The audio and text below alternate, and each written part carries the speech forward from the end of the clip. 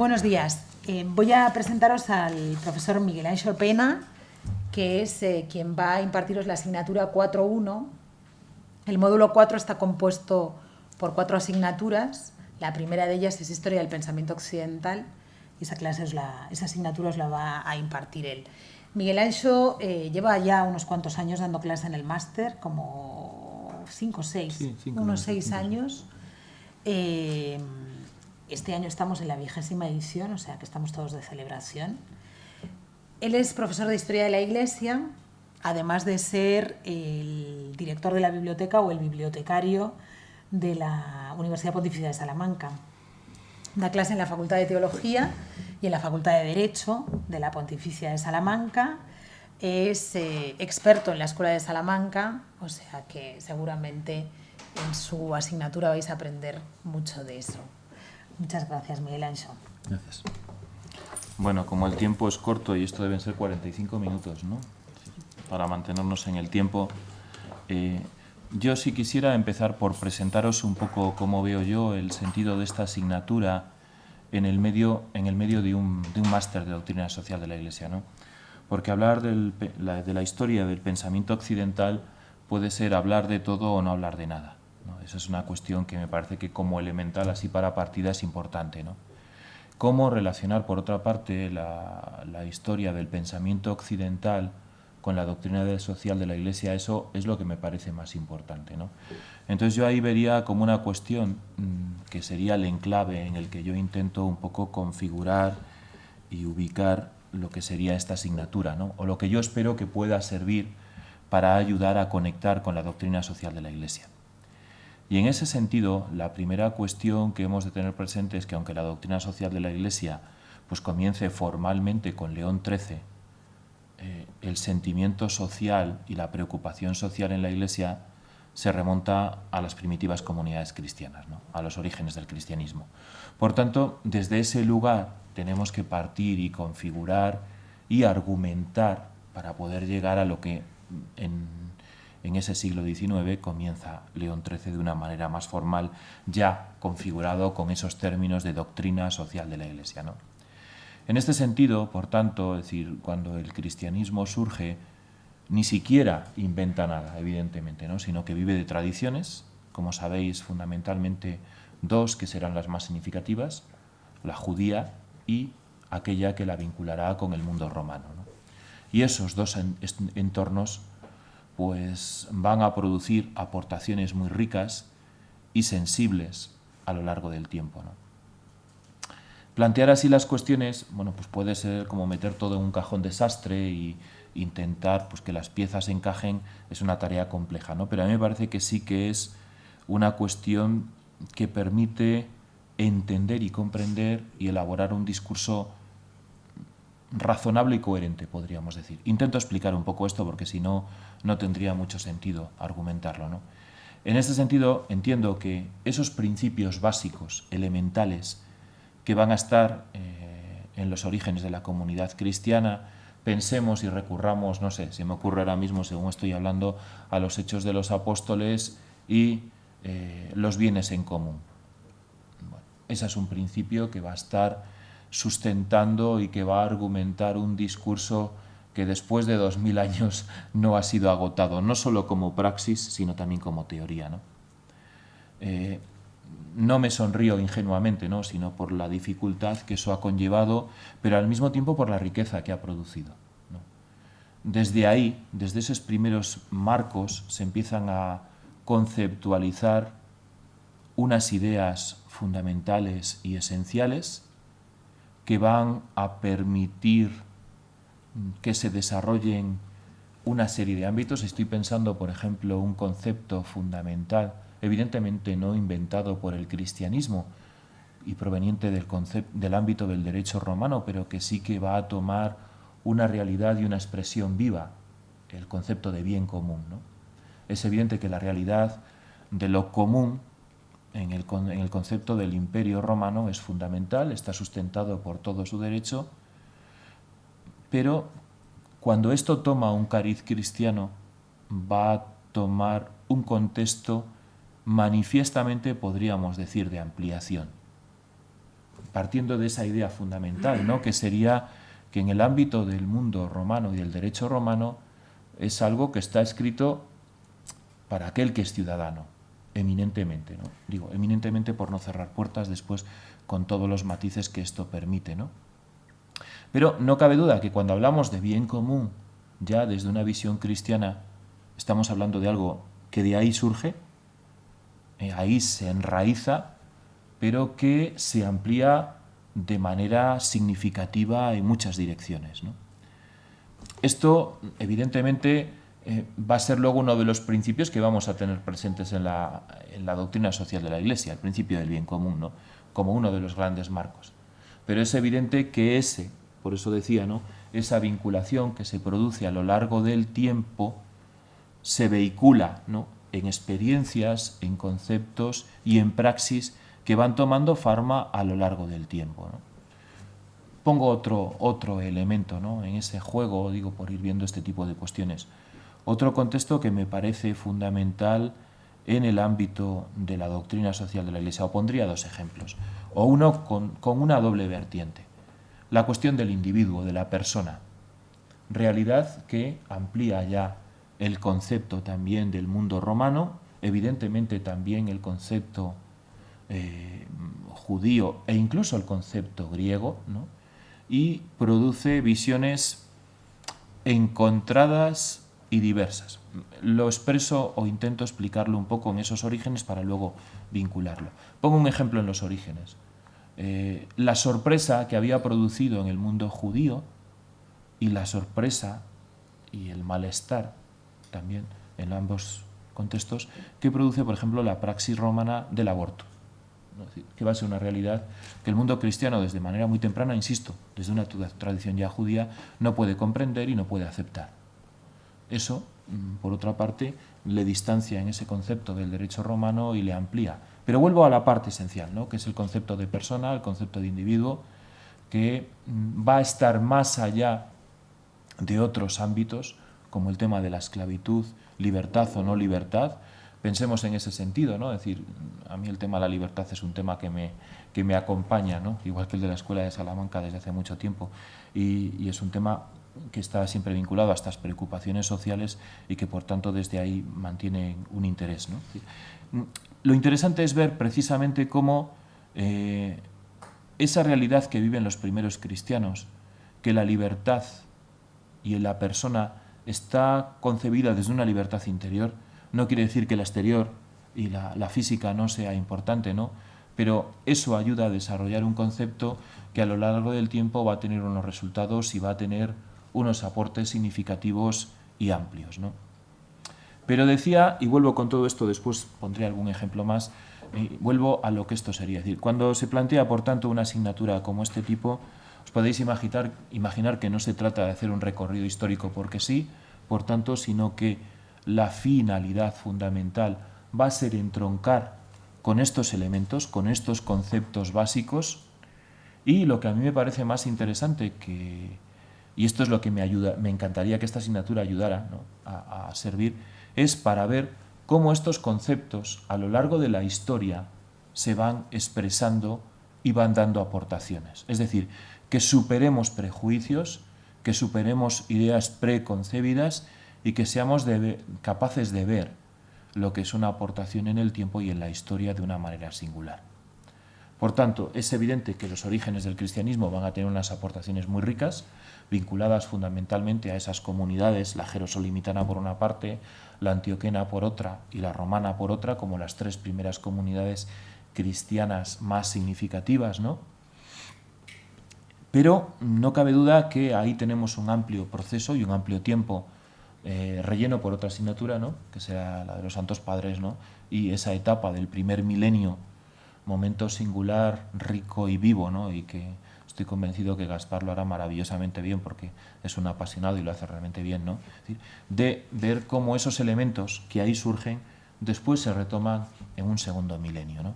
Y ahí es donde quiero entrar un poco, ¿no? Es decir, evidentemente plantear esto desde una visión cristiana pues es retomar algunos elementos esenciales que puedan ayudarnos a esa comprensión. Y en ese sentido, pues yo propongo ahí, no sé si aquí está, a ver, esto, aquí baja, vale. Ahí sobre todo propongo 3 lecturas generales, creo que se ve, ¿no? Sí. Propongo 3 lecturas generales que sirvan de contexto. Es decir, no pretendo, sino cada uno verá sus posibilidades, ¿no? Después tendremos la guía, pero sí me parece importante tener presentes esas 3 lecturas. La primera es una historia de la Iglesia en perspectiva del pensamiento, y por tanto ese segundo volumen que se configura en la edad moderna y en la edad contemporánea, ¿no? Es una base, es decir, que bueno, que se cuente con él, que lo tengáis presente, que puede ser siempre un elemento fundamental, entendiendo que lo que Lors plantea desde una mirada cultural, nosotros lo que intentaríamos completar desde una mirada social, ¿no? Ese es un poco el matiz que yo planteo. Y después, esas otras 2 obras que me parece que ayudan a comprender, ¿no? La de Giner, como historia del pensamiento social, que es la otra idea que yo vincularía, para dar unas visiones amplias y fundamentales, y después la tercera en esa clave. Al mismo tiempo, no cabe duda que no nos detendremos solo en eso, sino que yo también propongo, bueno, pues hay una serie de matices que evidentemente no tengo plena conciencia de que no estoy diciendo ni nada nuevo, sino que, bueno, pues es una síntesis que ayude a esa comprensión de lo que sería ese matiz general de este tipo de cuestiones. Si os fijáis, ahí en la misma, el foro de debate, ya tal y como está planteado, la evolución del concepto de hombre y sus derechos, ¿qué se pretende, por tanto, en la línea de lo que he venido diciendo y de lo que quiero completar? Es decir, que vayamos más allá de la Ilustración francesa. Evidentemente la Ilustración francesa es un momento fundamental, pero yo estoy convencido que la Ilustración francesa vive fundamentalmente de las aportaciones hechas en el contexto del marco hispano, digo hispano, podríamos decir casi mejor hispánico, del siglo XVI, ¿no? Aquende y allende los mares, tanto de este lado como del otro, comprendiendo que España no tiene colonias, sino que tiene provincias y reinos de ultramar, y esto no es un matiz de historiador simplemente, sino que esto supone elementos muy fundamentales. Pongo un ejemplo, ¿no? Si nos movemos en el concepto de hombre y sus derechos, pues nos encontramos que en 1545 México cuenta ya con una universidad real y pontificia. Inmediatamente antes había surgido la de Santo Domingo, que son universidades de un corte mucho más eclesiástico, vinculadas a órdenes, por tanto la formación de un clero para un territorio, pero la Pontificia y Real Universidad de México ya es una institución manifiestamente vinculada para formar una burocracia eclesiástica y civil en aquellas tierras. No cabe duda que esto es una realidad totalmente novedosa. Si nos vamos o nos tenemos que entroncar a otra universidad en el contexto americano que no esté vinculada con la monarquía hispánica, nos tenemos que ir a Harvard, y no recuerdo, pero tengo plena conciencia que es en el siglo XVIII. Es decir, por tanto, es una realidad evidentemente diversa. Todo el reino de Portugal y todo el imperio portugués no tendrá una universidad que haga competencia a Coimbra. Es decir, es evidente que había un concepto de hombre que permitía que al criollo se le reconociera ese tipo de ideas. Pero digo al criollo para dar un paso previo. Con anterioridad a la Pontificia y Real Universidad de México, nos encontramos ya proyectos educativos en América que manifiestan una sensibilidad por el hombre, y en este caso concreto, por el hombre natural de esas tierras de manera singular. Estoy pensando en Alonso de la Veracruz, un agustino que en Tiripitio monta una escuela en la que los indígenas traducían al griego y al latín, pues seguramente mucho mejor de lo que se podía hacer en la ilustre Universidad de Salamanca, ¿no? Y eso en décadas, ¿no? Es decir, me parece que son elementos que manifiestan una sensibilidad. Ya no es la concreción o no es el hecho, ¿no?, de que fueran unos magníficos traductores, sino que lo más interesante es por qué se hace eso. Y eso se hace por una idea y por un concepto y por una manera de pensar. Y esa manera de pensar responde a un pensamiento social cristiano y a una manera de entender al hombre desde ahí, ¿no? No es comprensible entender autores como Francisco de Vitoria, Domingo de Soto o una larga lista de autores si no los comprendemos y no los vinculamos directamente con estas ideas y con lo que esto implica, ¿no? Entonces, a mí me parece que esto es como deslavazar, ¿no?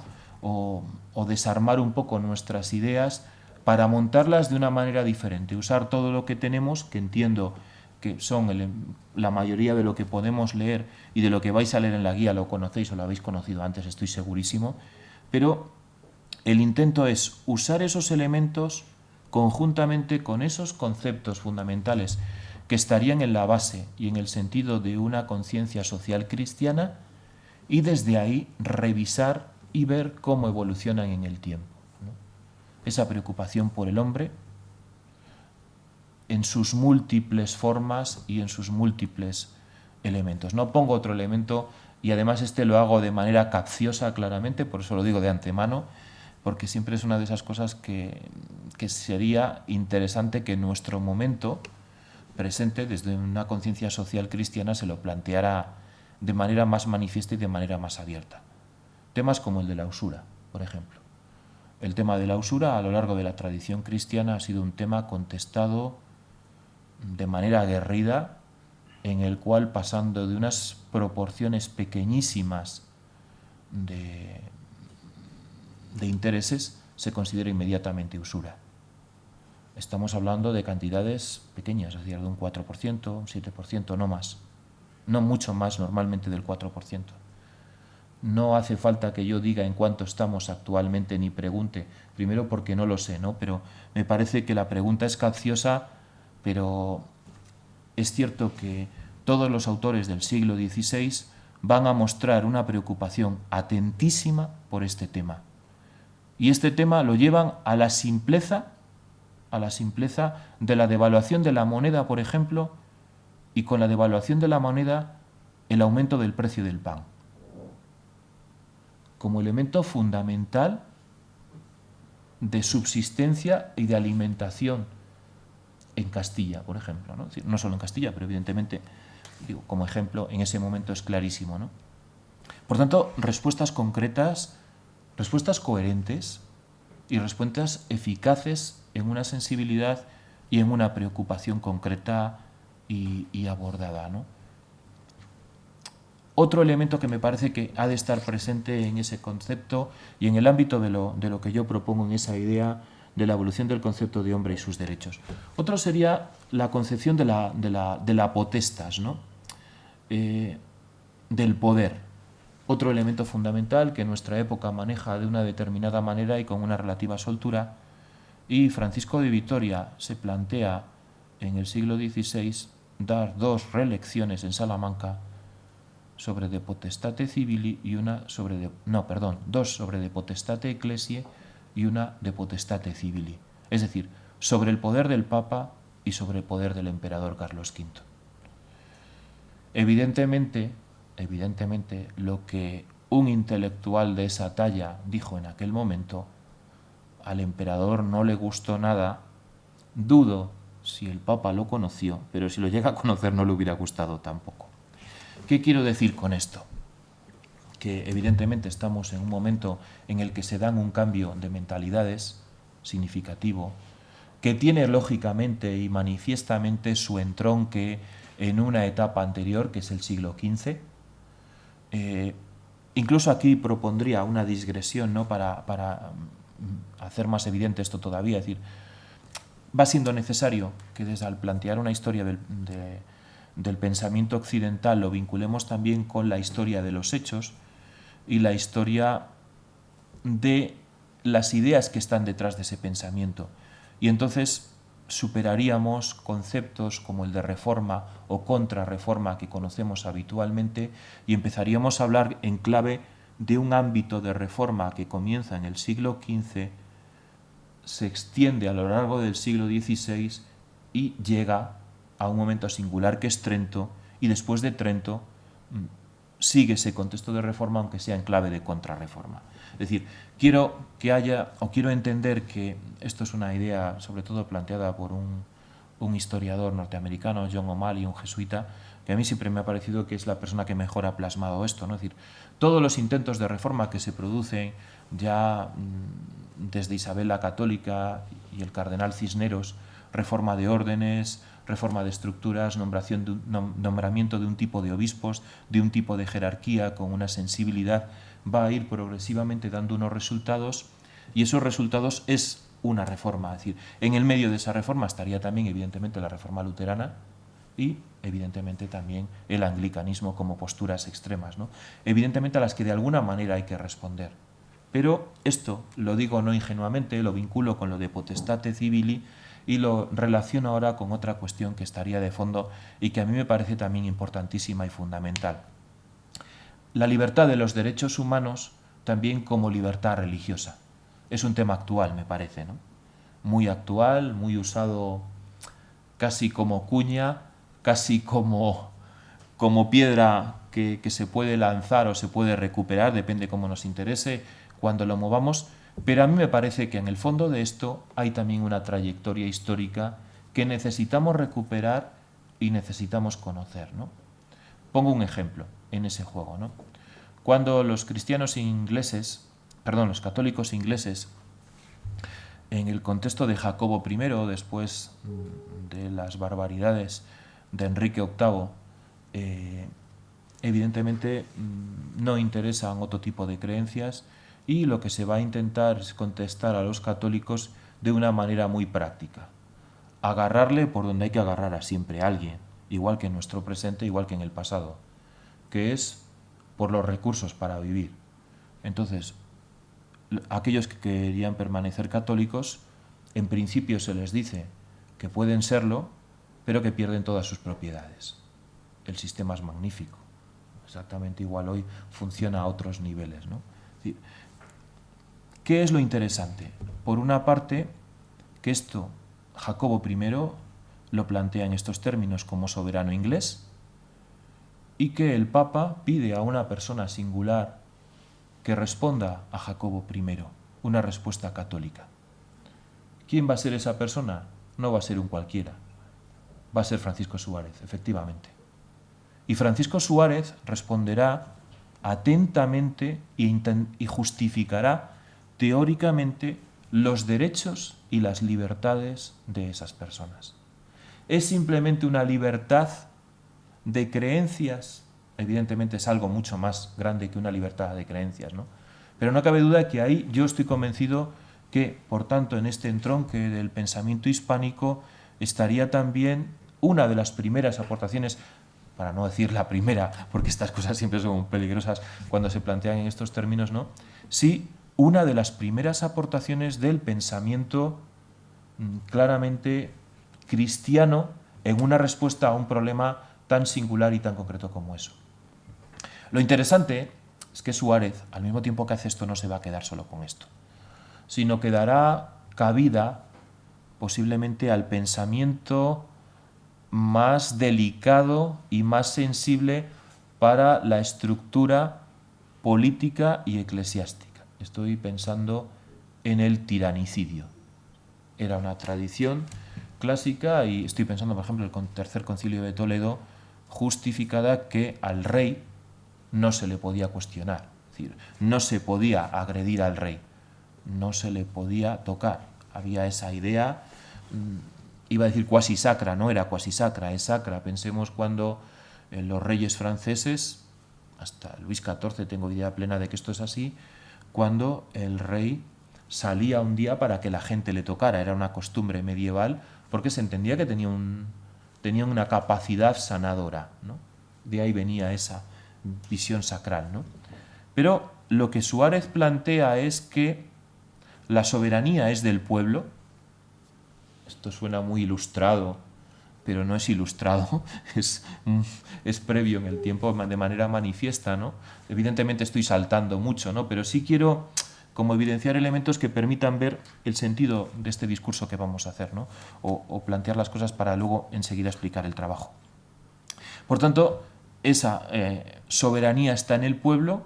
El ejemplo, por tanto, si el soberano no responde a aquello del contrato, esto de contrato suena a Rousseau, pero el contrato ya está y está planteado ya en esa idea suarista, si eso no se cumple, la soberanía vuelve al soberano legítimo, que es el pueblo. Esta idea, cada día estoy más convencido, aunque suene un discurso trasnochado, que está en la base del concepto de independencias americanas. Cuando Fernando VII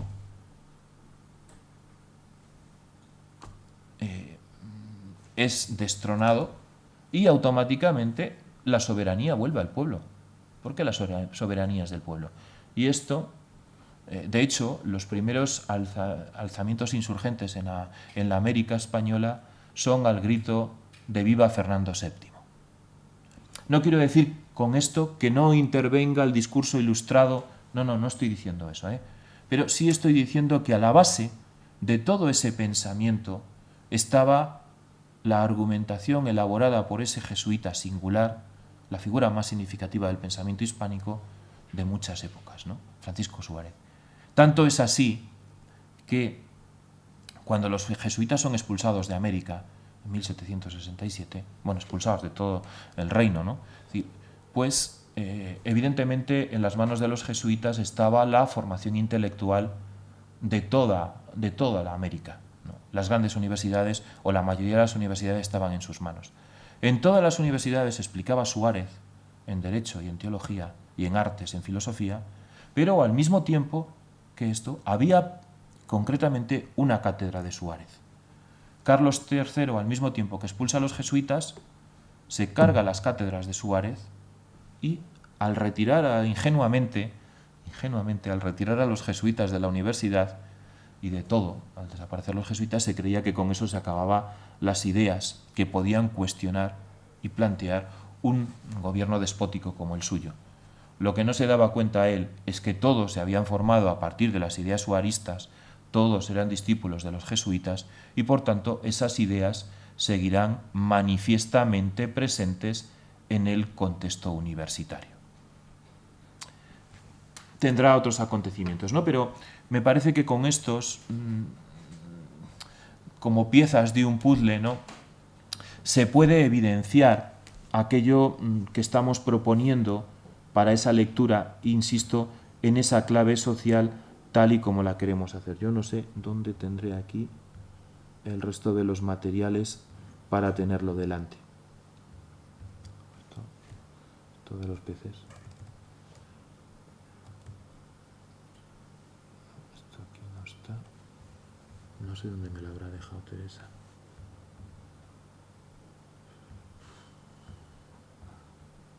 Esto no es. ¿Será aquí? Bueno, por no perder tiempo. Hablo un poco de los materiales que tenéis delante y la actividad. Ah, sí está aquí al final de la. Perdón. Estoy ahora un poco bueno. En la plataforma vais a tener una bibliografía. He procurado hacer una bibliografía abundante, rica. Esto no obsta, por favor, para que en cualquier momento alguien que pueda necesitar escriba o me escriba porque necesita algo concreto.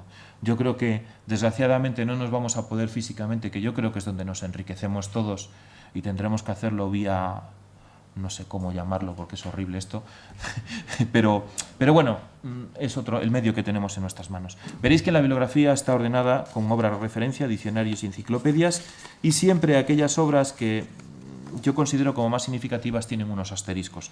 Después tendréis la bibliografía ordenada por una serie, por la parte Renacimiento, Barroco e Ilustración, y en ella vais a encontraros cosas diversas, ¿no? Es una bibliografía amplia de varias páginas, digo, que os sirve como apoyo un poco pensando en el trabajo. ¿Qué quiero yo del trabajo o qué pretendo yo que se haga en el trabajo? Evidentemente no se trata de una lectura de esos materiales, sino que yo propongo 3 formas de trabajo, como tenéis ahí presentes. Para las 2 primeras, entendiendo la dificultad en muchos momentos, no sobre todo para los alumnos que estáis por aquí, sino para los que van a estar en América, que a veces es muy difícil con localizar una bibliografía, yo la voy a facilitar en la plataforma ya digitalizada, ¿no? La vais a tener ahí. Entonces propongo esas dos cuestiones. La primera, leer unas partes de esa obra de Potestate Civili, de esa relectio de Francisco de Vitoria. Sabéis que esa relectio, igual que esas dos de Potestate Ecclesiae y esta de Potestate Civili, era lo que los profesores, los catedráticos de las universidades, y en concreto los de Salamanca, tenían que hacer una vez al año. Y una vez al año tenían que dar una lección de aquello que explicaban durante el curso y lo tenían que hacer ante toda la comunidad. Para ello, evidentemente, escogían un tema que tuviera miga, que tuviera especial importancia, ¿no?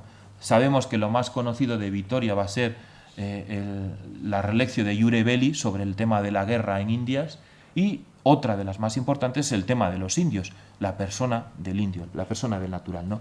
Por eso, esos dos los he dejado al margen, porque son más topicazo, y me traigo el de la Potestate Civili porque me parece que es un tema importante, ¿no? ¿Qué pretendo? Lo que digo ahí, y lo leo para no demorarme tampoco en exceso, ¿no? Identificar y comentar aquellos aspectos que lo hacen diferenciador del ambiente de su tiempo, mostrando la aportación singular que hace el pensamiento de su tiempo y al universal. Es decir, ver esas ideas, ese concepto, en este caso el concepto de potestad, de poder, el concepto de libertad que va estrechamente vinculado, ver cómo él lo utiliza, ver cómo esto se entronca con una tradición anterior, pero donde manifiestamente Francisco de Vitoria rompe y es capaz de superar otro tipo de lecturas. Pensemos en ese sentido, ¿no? Pongo una idea o un ejemplo para evidenciar esto.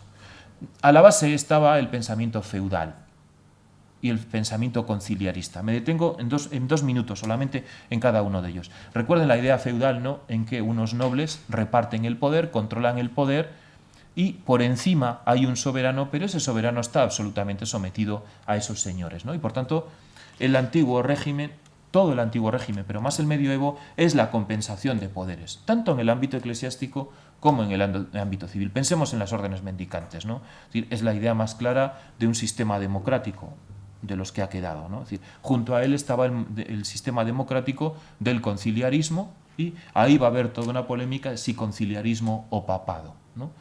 Esas ideas van a estar presentes. Incluso hay un detalle más. Autores como Francisco de Vitoria, que nadie va a dudar de su catolicidad, ¿no?, evidentemente, y si hablo de Thomas More, ¿no?, San Thomas More, menos todavía porque es santo, ¿no?, el gran canciller de Inglaterra. Pues en cualquiera de los dos, si leemos sus textos, una idea que está presente es esa idea del conciliarismo. La idea del conciliarismo está manifestando una idea de la repartición del poder. Pero sabemos que precisamente en ese momento ya es el caso de Enrique VIII, es el caso de Carlos I, desde Isabel la Católica, ¿no?, que son poderes ya de centralización, donde las fuerzas y los poderes intermedios han quedado sometidos y casi controlados. Por eso es interesante ver cómo plantea esta idea Francisco de Vitoria. Por tanto, un ejemplo y una propuesta para el siglo XVI. Otra propuesta en otra clave y en otro elemento, me quedan 6 minutos, me parece, sería la de Juan Pablo Viscardo. Juan Pablo Viscardo es un peruano jesuita que cuando está en el noviciado los expulsa y le toca ese momento. Y escribe esta carta dirigida a los españoles americanos. Pongo ya el acento en el título, españoles americanos, porque eran tan españoles como los españoles peninsulares. En esta carta, Juan Pablo Viscardo hace una crítica de la realidad del momento. Es otro contexto, es el contexto de la independencia. La carta, para que nos hagamos una idea, se publica gracias a la intervención de una figura significativa del momento, que es Francisco de Miranda. Francisco de Miranda, saben que después de Bolívar, la figura más importante en el contexto de Venezuela, ¿no? Es decir, en ese momento estaba en Inglaterra y consigue que esta obra se publique, esta cartita, que no es nada, se publique evidentemente como respuesta a los gobiernos borbónicos, ¿no? Es interesante. Yo ahí ponía el ejemplo de esos elementos y de esos conceptos fundamentales que desde una visión cristiana me parece que son los que están a la base y los que sería interesante ver y recorrer que no van a aparecer en esa terminología en la carta, pero que sí van a estar presentes como sensibilidad, bien común, usura, libertad, todos ellos he hecho referencia, concordia. Es muy interesante en este sentido, pongo otro ejemplo, ¿no? Luis Vives, Juan Luis Vives, el gran pedagogo, ¿no? Que se tiene que salir de Valencia y se tiene que ir a Holanda para que no termine en la hoguera, ¿no? Escribe unos textos bellísimos de una visión cristiana magnífica, donde insiste en el uso de este término, concepto de concordia, en vez del concepto de paz. La paz es social, la paz es política, la concordia es cristiana, porque no es solo una reconciliación de papel, sino que es una reconciliación de corazón. Digo, entiendo que esto está permeando esta sensibilidad de estos grandes autores que por otra parte se conocían todos entre ellos, no se conocían físicamente, pero se escribían entre ellos. Estoy pensando Vives, Vitoria, Thomas More, entre ellos hay una comunicación fuerte, Erasmo, todos ellos, ¿no? Por tanto, concordia, consenso, caridad social, derechos humanos, fraternidad, igualdad social, sociedad. Esos conceptos, digo, que influyen y que están presentes. Por tanto, se trataría de coger la carta y con libertad, es una carta muy breve, yo la voy a subir entera el libro a la plataforma, o sea que es una cosa muy pequeñita, y recorrer la carta. En la carta, en la edición termina, que es la del Fondo de Cultura Económica, yo creo que es la mejor edición, por lo menos de las que yo conozco es la mejor, acaba con lo que es cuando este libro es introducido en el índice de libros prohibidos por el inquisidor, un dominico en México en ese momento. Y está el texto, es muy interesante recorrerlo. En esta carta de Viscardo ya se cita a Bartolomé de las Casas como argumento. Es decir, ya ese discurso francés o afrancesado contra lo español está ya presente. Pero es interesante ver. Entonces yo les propondría coger la carta e ir haciendo un comentario personal. No se trata de una cosa científica, sino teniendo la guía y teniendo esa bibliografía de base y esos conceptos o algunos más que pueda cada uno vincular según considere importantes, recorrer la carta e ir comentando y ver cómo eso se perfila y se argumenta y se maneja en un discurso como ese, ¿no? La otra opción sería, la última, elaborar un ensayo breve, como ponía ahí de un máximo de 15 folios. Lo de los 15 folios lo he puesto porque todos los años al final la gente te dice ¿y cuántas páginas tiene que tener esto? Es que a mí no me interesan las páginas. Es decir, lo que me interesa es que haya un discurso personal y una elaboración personal, ¿no? En la que uno utilice el discurso teórico, lo comente, lo elabore y lo presente, ¿no? Como una aportación. Es decir, por tanto, no importa si son 15, si son 20 o si son 12.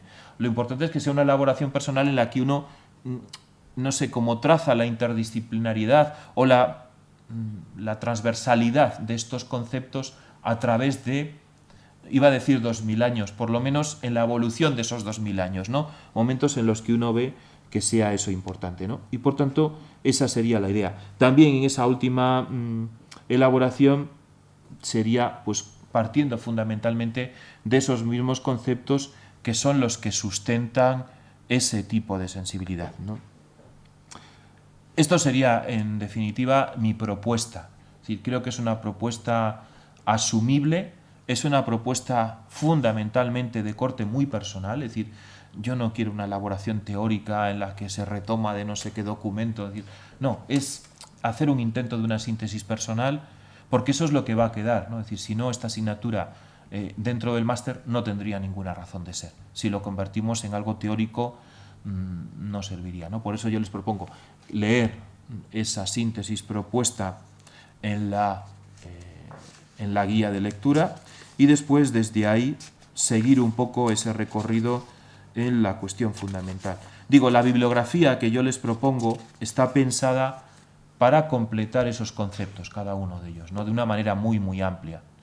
Evidentemente, hay cosas que no he podido referirme. Ahí estaría todo el contexto de la Ilustración y de la Revolución Francesa, que va a utilizar ese discurso.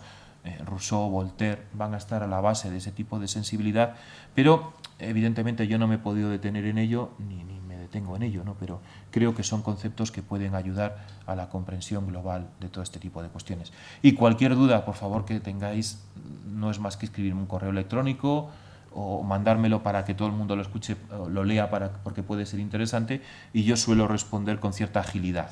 Si no he respondido es que no lo he recibido. En unos días yo respondo, no sé, 2 o 3 días como máximo, ¿no? Suelo ser más ágil, ¿no? Esto todo. Mucho ánimo, bienvenidos, y yo creo que esta es una tarea bonita y singular la que tenéis entre manos también. Mucho ánimo.